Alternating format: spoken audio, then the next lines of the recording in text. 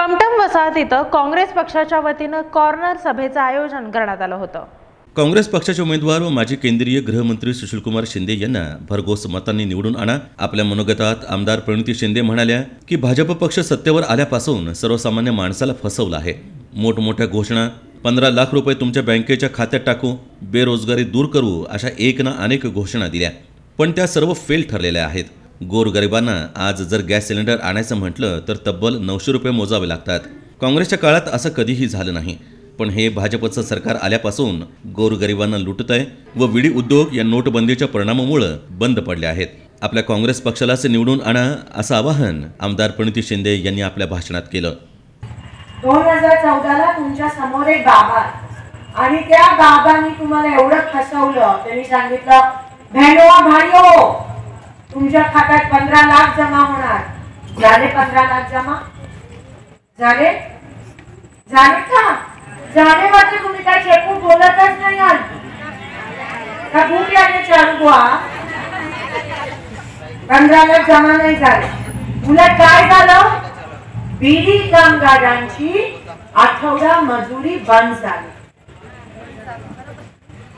आठवडा तुम्हाला मजुरी मिळायची ती बंद झाली का नाही? चालतं?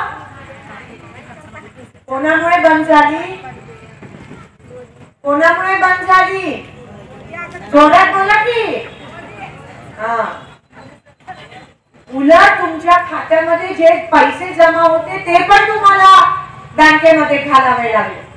खातं खोलण्यासाठी 3000 नाही दिलं तर महिन्याला 100 रुपये तुमचे कट होतात, बरोबर का नाही? आणि महिन्यातून एकदा बँकेच्या बाहेर जाऊन उभं राहायचं। आता आपल्याला कोणती पिन, आपल्याला एकच पिन माहिती आहे डोक्यातली, तुम्हाला काय एटीएम पिन वगैरे माहिती आहे?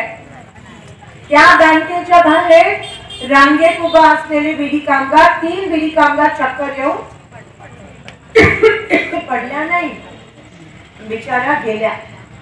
माहिती आहे ना? कोण जबाबदार? कोण जबाबदार? मोदी सरकार। तुमच्या राशन मध्ये चारू बुवा बंद झाला। मिळतात का कुठे चारू बुवा? रेशनच्या दुकानात राखेल बंद झालं। कोण जबाबदार? मोदी सरकार। सिलेंडरची टाकी 950 रुपये।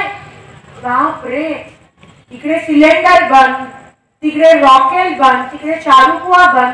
तुम्ही जेवण 2 वेळेची चूल कशी पेटवता? कोण जबाबदार? मोदी सरकार। आणि परत तुम्ही त्यांनाच मतदान करणार? म्हणजे काम करायला काय इतर वेळेस कमळाबाई